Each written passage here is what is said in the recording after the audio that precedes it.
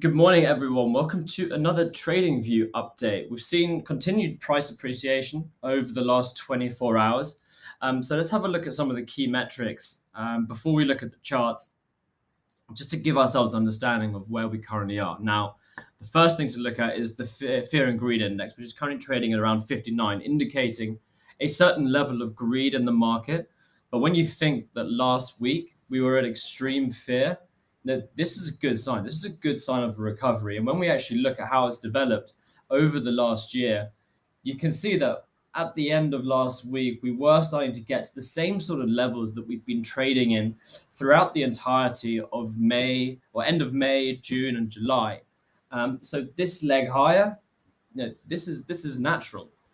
Funding rates as well for ETH are flat. So the move higher that we're seeing at the moment is driven through spot purchases. On Bitcoin, they're actually a touch negative. So somebody out there is trying to short the market using leverage. Not sure whether that's the right idea at the moment. Normally or historically, whenever rates turn negative, you start to see the beginnings of a short squeeze take place. And the higher the price goes, the more likely it is that those short positions are going to be liquidated, turn to forced buyers, and push the price even higher. Now, the last thing that I wanted to look at as well, I found this yesterday on Twitter, is, I hope it's still there. Yeah, here we go. So this chart shows you the accumulation of Bitcoin in wallets that are defined as long-term holders. Now, since April, over 2.3 million Bitcoins have been transferred into these wallets. In that same time, only 180,000 Bitcoin have been mined.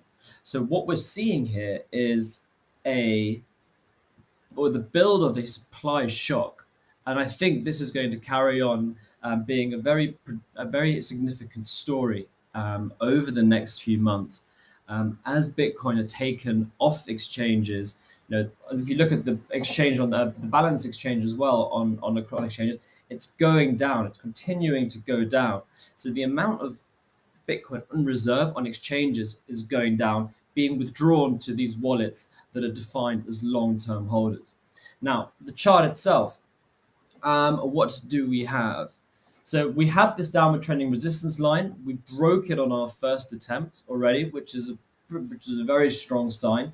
If we look at the key kind of Fibonacci retracements for the entire bull run thus far, which is from March last year, you can see that we're now starting to get to this area of resistance at 52K. And that's kind of the first real significant area that we're looking at now. We want to see this break to the upside, test it as support, maybe even flip it. But this is really key. If we break through this in the short term, that's a very good sign.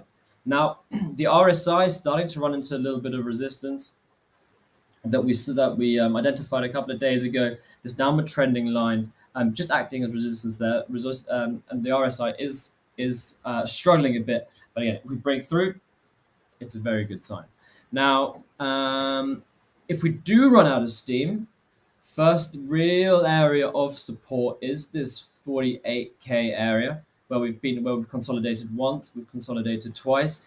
Any drop further, you're looking at 44K potentially, which is this kind of area of price consolidation. But over the longer term, the 41.7K area down here where we traded at last week, that's kind of really crucial level of support that we need to hold.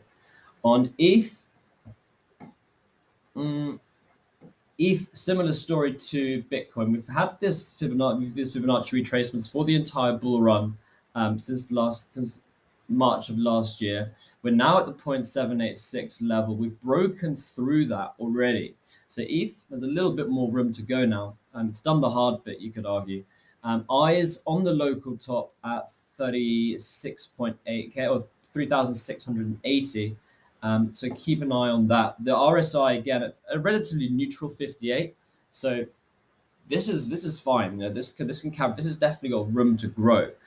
The one thing that I would say on ETH is that trading volumes, they're okay, But we'd hope, like normally when you see a rally like this, you're hoping to see higher trading volumes every day as more people buy into the market as the price continues to grow.